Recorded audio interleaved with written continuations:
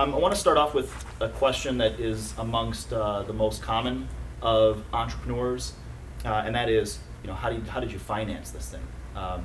And interesting, we've got the purchase of a private business. Your jewelry business that you purchased was a privately owned, right? Yeah. You've got the purchase of a franchise. You've got a fresh startup, and then one that was kind of organic development. So why don't we just hear? We'll start with you, Donald, and then we'll maybe move on to Patty, and then move around a little bit.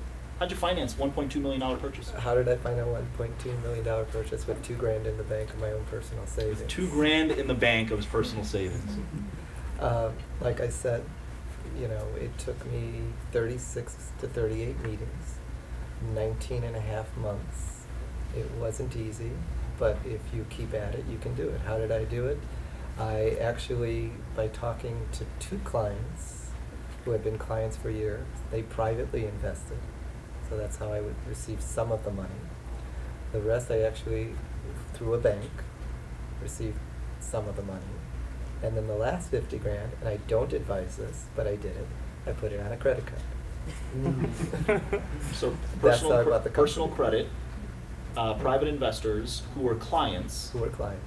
And bank loan. And a bank loan. Right. So right behind Donald, you see a couple of words there that really ring true, and that's resourceful and tenacious. 30-some meetings and going after whatever sources of capital he could, right? Mm-hmm. Exactly. Right. Well, my wake-up call was actually an angel investor meeting that the DePaul Coleman Center put on. I didn't have any idea really how those things worked. And the first thing I found out when I walked into the group was I don't qualify. So I found out what mezzanine financing was and what was involved with angel investors, and quickly learned I was in the bootstrap and family group. So mine was totally self-financed, and then I found out I wasn't really even in that group. I was really in the bootstrap group, because family kind of looked at me and said, really? Don't think so. And the most important thing I would recommend, people will tell you it'll take you at least a year till you make any money. I'd say 2 years. And that means money to pay your mortgage, your rent, whatever your expenses are, in addition to the cost of your business. Now, mine's very unique because I sell to cancer patients. And unfortunately, that's a business that's always there. So I thought, it's not going to take me a year. But what I found out was, while my issues were different, my issues were things like accreditations and dealing with Medicare and all that kind of stuff. But the bottom line was, it took me over a year, and I started in August of '08. It took me over a year to actually get my first clients. From August to, I made a little money, but from August to December of '08, I made I sold $634. Those were my sales for the first 4 months I was in business. Last year, my sales were $26,000. Big jump. Not enough to pay me, not enough to cover my expenses. So am I giving up? Absolutely not. I mean, it's going to continue to grow. It's going to continue to build. But I put in 6 figures to get this thing off the ground. So to have gone through 18 months and have sales of under $30,000, it's going to be a while before I make my money back. So be sure you are prepared for what you're facing. Great, thank you. Was that a Meet the Angels event? Yes. That's great. That's pretty cool. Thanks for sharing that. Priscilla, how did you finance the acquisition of a franchise? Well, I had a pretty generous severance package.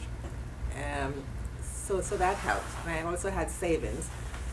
But I was in for some surprises, because one of the downsides of getting into a franchise that's very new, actually. I don't know how many of you have heard of Maui Waui Hawaiian Coffees and Smoothies, but I've been there and it's wonderful. Thank you.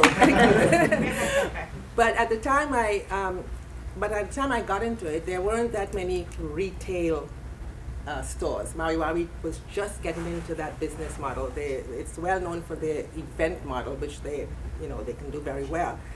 And so the projections that I had gotten from them as far as what things would cost was nowhere near what I would need.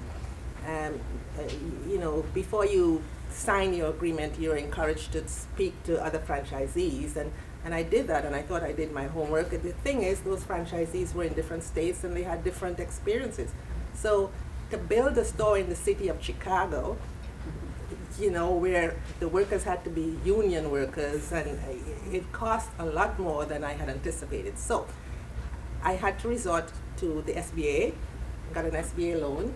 So in addition to the savings that I had and the pension that I took as a lump sum and I committed to this project, I had an SBA loan, and I eventually had to refinance my home as well.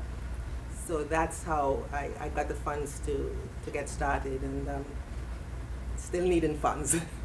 So do the research, people. Yeah.